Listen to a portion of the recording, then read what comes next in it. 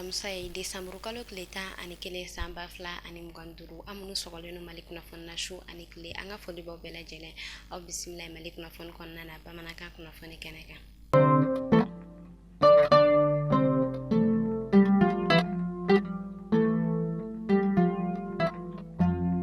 Kunnafoni daminɛna état-major général des armées ale bɔla ka kunnafoniya jɛnsɛn arabado desanburu kalo tile 10 san 2025 kɔnɔna na a yirala k'a fɔ ka sanga ni an ka kɛlɛkɛcɛw ka wuli ka jɔ fɔ ka taa se an ka vecteur aérien ma olu bɔla ka opération belebele kɛ desanburu kalo tile 9 san 2025 kɔnɔna na n'u y'a yira k'a fɔ ko u yɛrɛ kɔni tala bɔ bingani wale tigilamaw ka pick-up dɔ kan min kun kamifilɛlen no ka a datuguni a yirala k'a fɔ taji o de kun bɛ ni bolimafɛn ko fɔta in yɛrɛ kɔni kɔnɔ baara ninnu yɛrɛ kɔni waleyala sebabukaw olu fɛ yen nɔ kɛrɛnkɛrɛnnenya la jema ale cercle la Nuro ale marabolo kɔnɔna na a yirala k'a fɔ o marabolo ko fɔta kelen yɛrɛ kɔnɔna midiyan fan fɛn min an ka vecteur aérien ye o bɔla ka tɛgɛda kɛ bingani wale tigilamaw ka base dɔ kan n'u y'a yira k'a fɔ fɛn min yɛrɛ pick-up dɔ ye ko o tun b'u bolo ko carburant yɛrɛ kɔni kun bɛ ni pick-up ko fɔta in kɔnɔ fɛn min ni bingani wale tigilama ninnu ko olu kɔni tun dogolen no tufin dɔ o kɔnɔna na ka sanga ni an ka kɛlɛkɛcɛw ale ni an ka vecteur aérien ka wuli ka jɔ o kɛla sababu ye ka to u bɔla ka dandigi kɛ ni bingani wale tigilama ninnu na ka tila ka u bolafɛnw bɛɛ lajɛlen cɛ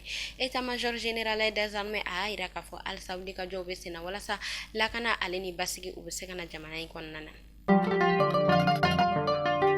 Alisa an bɛ to lakana ko ale kunnafoniyaw kɔnɔna na an bɛ taa an ka jamana kɔrɔnya fan fɛ kɛrɛnkɛrɛnnenya la Kidalikaw olu fɛ yen nɔ kunu araba desanburu kalo tile 10 san 2025 kɔnɔna na ka sanga ni Kidali marabolo ɲɛmaaya ale ka kunnafoniyaw kɔnɔna ye général El Hadji Gamu a yirala k'a fɔ fɛn min yɛrɛ kɔni ye bingani wale tigilama dɔ ye ni olu bɛ jɛkulu fɛ jɛkulu min ni ale bɛ wele ko Front de Libération de l'Azawadi maw a yirala k'a fɔ o ma 11 ɲɔgɔn kɔ olu yɛrɛ kɔni bɔla ka taa u ka marifa tingɔ k'a yira k'a fɔ ko u bɛna u sen bɔ bingani wale tigilamaw senna ka fara jamana kɔnɔdenw ka kɛrɛnkɛrɛnnenya la ka fara an ka kɛlɛkɛcɛw kan walasa ka bingani wale tigilamaw kɛlɛ cogoya min na baara ninnu yɛrɛ kɔni waleyala kunu Kidalikaw olu fɛ yen nɔ. Alisa an bɛ to Kidali ale kunnafoniyaw kɔnɔna na taratadu desanburu kalo tile 9 san 2025 kɔnɔna na ka sanga ni ministère de la défense et des anciens combattants ale ka dɛmɛ walew ye ka ɲɛsin an ka kɛlɛkɛcɛw ma a yirala k'a fɔ région de garde min bɛ Kidalikaw olu fɛ yen nɔ olu yɛrɛ kɔni bɔla ka dɛmɛ sɔrɔ dɛmɛ min ni o yɛrɛ kɔni dila Kidali ale gouverneur fɛ général de division El Hadji Gamu a yirala k'a fɔ dɛmɛ yɛrɛ kɔni de ouvrage hydraulique moderne ye min ni ale yɛrɛ kɔni bɛ se ka ji ko o ladi ni ma ko fɔta ninnu yɛrɛ ma. An bɛ segin ka na an ka faba ale kunnafoniyaw kɔnɔna na taratadu desanburu kalo tile 9 san 2025 kɔnɔna na ka sanga ni kɛnɛya ko kunkan ko fɛn min ye corsaire ale ka bolofara min bɛ an ka ba Maliba kɔnɔna na ale bɔla ka dɛmɛ don ka ɲɛsin commune 5 ale CCRF ma kɛrɛnkɛrɛnnenya la u ka dialyse kɛyɔrɔ o ma a yirala k'a fɔ u yɛrɛ kɔni bɔla ka dialyse kɛminɛn 600 ani kɔ ɲɔgɔn kɔ ko o de dɛmɛ don ka ɲɛsin CCRF ale dialyse kɛyɔrɔ ma commune 5 la kɛrɛnkɛrɛnnenya la quartier Mali ale kɔnɔna na o y'a yira k'a fɔ minɛn ninnu yɛrɛ kɔni bɛ tali kɛ fɛn min yɛrɛ kɔni ye dialyse minɛnw ye fɔ ka taa se joliko minɛnw ani a ɲɔgɔnna caman ma colonel major Asan Bajalo Ture ale yɛrɛ kɔni tun bɛ kɛnɛ in kan o y'a yira k'a fɔ u bɛ nin dɛmɛ don kun min kama sa walasa fɛn min yɛrɛ kɔni ye banabaatɔw ye olu bɛ se ka lafiya furakɛli ko ale kun kan dɛmɛ yɛrɛ kɔni bɛ taa a yɛrɛ sɔrɔ sifa wari miliyɔn 20 ani kɔ ɲɔgɔn kɔ la o y'a yira k'a fɔ quartier Mali ale tɛmɛnen kɔfɛ fɛn min yɛrɛ kɔni ye lafiyabugu ale CCRF ye o bɛna ni dialyse kɛminɛn ninnu sɔrɔ fɔ ka taa se génie militaire ale yɛrɛ ma ko olu fɛnɛ bɛna ni dialyse kɛminɛn ninnu yɛrɛ kɔni sɔrɔ.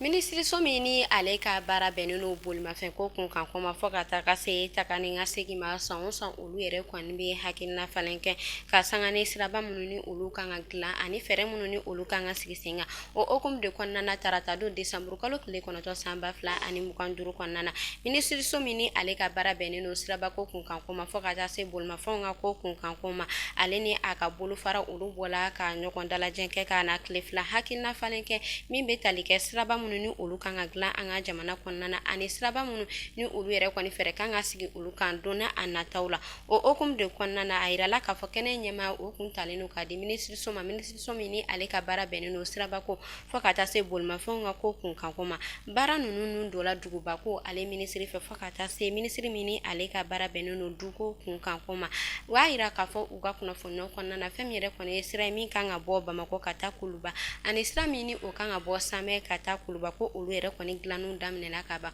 wa yira k'a fɔ u bɛ yen baara in kɛ walasa fɛn min ye tagani ka segin o bɛ se ka nɔgɔya cogoya min na jamana kɔnɔdenw ma kɛnɛ yɛrɛ kɔni kuncɛla ni foli bila ani tasi bila ka ɲɛsin maa minnu bɔnɛna u ni na faso ko kun kan u bɔla ka foli bila ni tasi bila kɛ ka ɲɛsin olu ma walasa ka yurugu ka ale kɛlɛ ka bɔ an ka jamana kɔnɔna na semaine nationale de la lutte contre la corruption a yirala k'a fɔ o baaraw yɛrɛ kɔni bolodala kosɛbɛ an ka jamana kɔnɔna na walasa fɛn min ye yurugu ye o bɛ se ka kɛlɛ ni dɔgɔkun in bolodalen don walasa ka maaw ladɔnniya yurugu ale kunkanko la baara ninnu don la minisiri fɛ minisiri min ni ale ka baara bɛnnen don sariya ko kunkanko ma fɔ ka taa se buna adamadenya hakɛ ma ani cakɛdaw olu ka yɛlɛmali o minisiri olu bɔla ka baara ninnu don